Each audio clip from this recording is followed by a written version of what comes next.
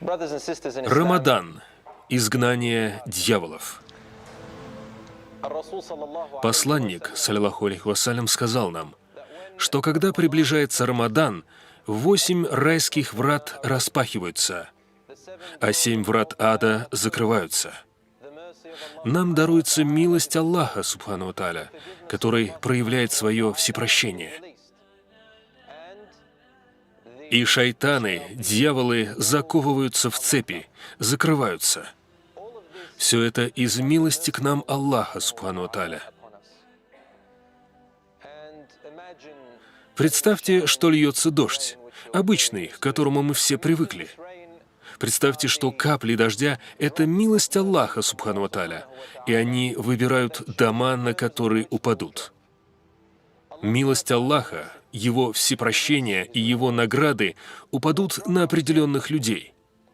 И лишь эти некоторые люди будут избраны в этот Рамадан почувствовать милость Аллаха, субхану ва тааля, посредством этого месяца. Представьте, что Рамадан — это интенсивный курс. Пророк, саллаллаху алейхи вассалям, сказал: «Шайтаны заключены под стражу и закованы в течение Рамадана». И все же многие из нас ощущают соблазны и нашептывания в Рамадан, не правда ли? Нам по-прежнему не дает покоя этот шепот. Так в чем причина? Первое. Шайтан готовит себе союзников до того, как наступит Рамадан. Плохое окружение. Друзья, которых не коснулась милость Аллаха. Помните, мы говорили про аналогию с дождем, который падает на дома? Сердца таких людей черны. Они сильно заржавели. Они так часто пренебрегали Кораном и намазом в этом году, что ни месяц Рамадан, ни Куран, ни мечеть не могут на них повлиять. Их души очерствели. И шайтан использует этих людей. Для чего? Чтобы влиять. На мусульман, на верующих. Так он вредит им во время Рамадана. Другое действие, совершаемое шайтаном, он нашептывает вам, внушает сомнения, играет на ваших страстях, прежде чем наступит Рамадан. К сожалению, многие люди сегодня готовятся к Рамадану лишь накануне ночью, перед началом Рамадана. В ночь, когда все спорят о том, сегодня наступает Рамадан или завтра. Одни говорят сегодня, другие говорят завтра, и наступает разобщенность накануне Рамадана. Ля хауля ва ля куввата илля биллях. И шайтан именно там, накануне Рамадана. И потом человек начинает поститься и старается совершать все эти благие дела, но когда Рамадан заканчивается, как будто ничего и не было. Подобно волне, которая внезапно накатила и схлынула, и ничего для этих людей не изменилось. Но есть среди нас люди, которые готовились за 2 месяца до Рамадана. Вы слышали, что пророк, саллаллаху алейхи вассалям, говорил о достоинствах месяца Раджаб? Это месяц, идущий перед месяцем Шаабан, предшествующим Рамадану. В месяц Раджаб пророк, саллаллаху алейхи вассалям, постился больше обычного. Нам нужно тренироваться перед Рамаданом, чтобы суметь извлечь максимальную пользу из этого благословенного месяца. Один мой брат упомянул здесь красивую историю о сподвижниках пророка, саллаллаху алейхи вассалям, как те готовились к Рамадану. Они начинали готовиться за 6 месяцев, а после завершения Рамадана они еще 6 месяцев продолжали поклоняться Аллаху, делали дуа, прося у Него, чтобы Он принял их поклонение в Рамадан и вознаградил их. То есть это длилось целый год. Это был не просто 1 месяц. Шайтан знает это, и он наш враг.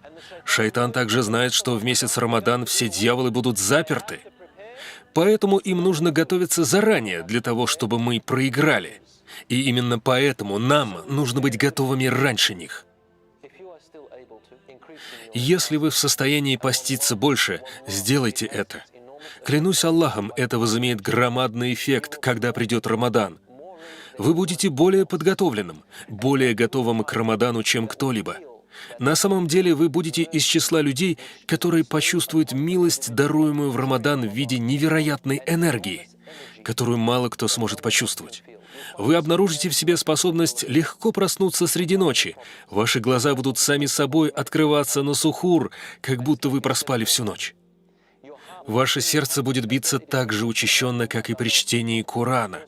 Клянусь Аллахом, я знаю людей, которые в Рамадан так много читают Коран, что когда идут спать и затем просыпаются, их губы такие сухие, будто они читали Коран всю ночь.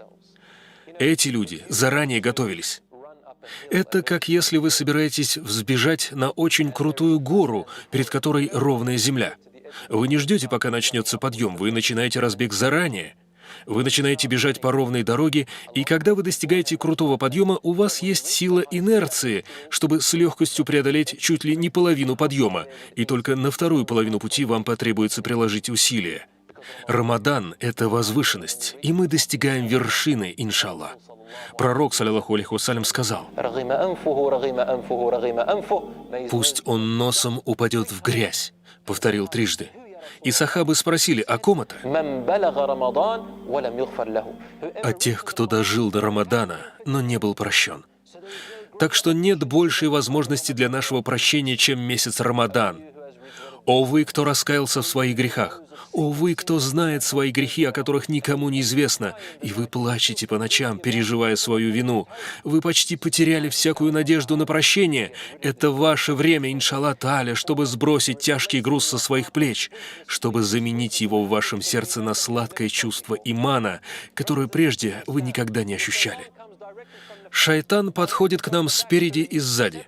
Со спины, со своей ложью и хитростью, и спереди, через своих союзников, сея свои семена в наших страстях перед началом Рамадана. А слева и справа шайтану подобраться уже сложнее, потому что там ангелы. И я задам вам вопрос. И здесь проявляется милость Аллаха, субхану ва тааля. Почему не упоминается нападение Иблиса сверху и снизу? Он сказал: «Я подойду к ним спереди, сзади и со стороны». Но он не сказал: «Я приближусь к ним сверху и снизу». Почему он этого не говорит? Потому что он знает, что над вами милость Аллаха, субхану ва тааля, которая низводится на вас. Когда вы поднимаете руки в дуа, вознося молитвы к Аллаху, Творец не позволяет никакому злу, никакой помехи, ничему отвлекающему встать между вами, взывающим к вашему Господу и Аллахом, субхану ва тааля, отвечающим своему любимому рабу. И Аллах говорит в Коране: «Если тебя, о посланник Аллаха, спросят обо мне рабы мои, скажи им: я близко, я очень близко».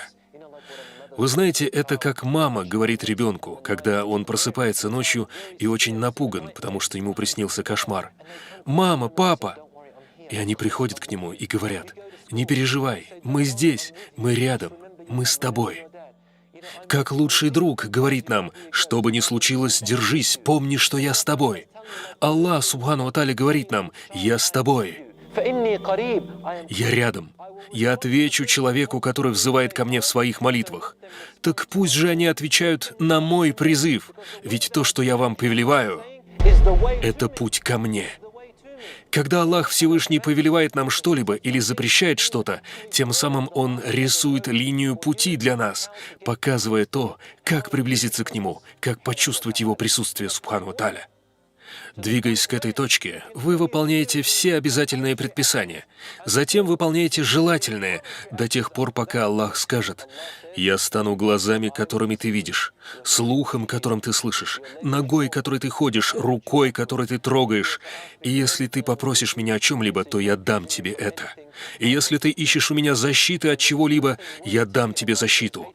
И нет ничего более неприятного для меня, чем тот момент, когда настает время забирать душу такого человека, ведь он ощущает боль, но это лишь для того, чтобы вернуть его ко мне.